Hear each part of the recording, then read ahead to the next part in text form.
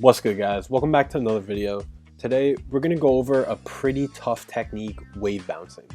Wave bouncing was the hardest thing so far for me to learn. However, while I was learning, I came up with a lot of tips to help you get better and more consistent at it. Before we get started, if you aren't sure how to B reverse, make sure you watch my video on B reversing. I'll leave the link in the description. The reason why you should know how to B reverse is because wave bouncing is basically B reversing, except you have one more input in the beginning, and that's basically what makes it really tough to do. So anyways, let's get started. As was the case with B reversing, wave bouncing is only really effective in the air. The benefit to using a wave bounce instead of a B reverse is that you can approach, jump, then immediately use a retreating special move in the air. This makes it extremely good for projectiles since you can instantly fall back while possibly catching your opponent off guard or just putting some extra pressure on them. When you use a B reverse, in order to hit your opponent, you need to be running away, while with a wave bounce, you can hit them while running towards them and still be safe. So the input for a neutral special wave bounce is as follows. When you're in the air, you want to first flick your stick backwards, reset it to neutral, then press neutral special. Then flick your stick forwards. This can get really complicated trying to separate your control stick inputs from your neutral special inputs. Luckily, I have a really good trick to help you nail this down. So if you're having trouble wave bouncing, start by doing a turnaround special. This can be done by simply flicking the stick backwards and then pressing neutral special immediately after.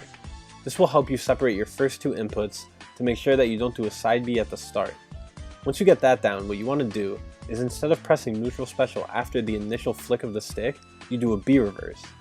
It's hard to picture and can get confusing since it's hard to see your character turn around, but really what is happening is that the initial flick backwards followed by the neutral special will turn your character around in the air, so you need to B reverse in order to face forwards again. It's really just a combination of turnaround special and the B reverse. Once I thought of it like this, it really helped me get my timing down and separate my inputs. So there's a lot that can go wrong when testing this. I'm going to go over some of the ones that I found, but if you have any more, leave them in the comments below and I'll try to find the cause.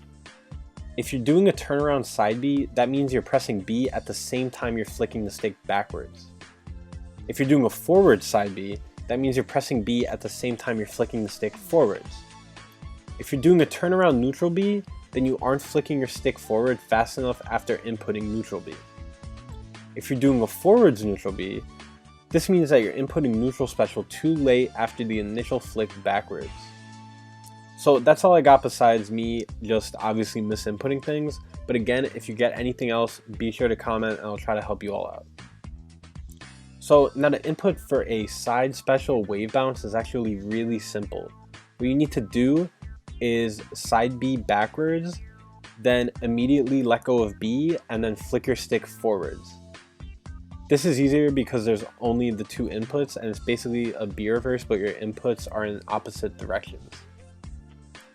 So to help you get more consistent, I definitely recommend if you're having trouble, starting at 1/2 speed, then going to 2/3, then normal speed.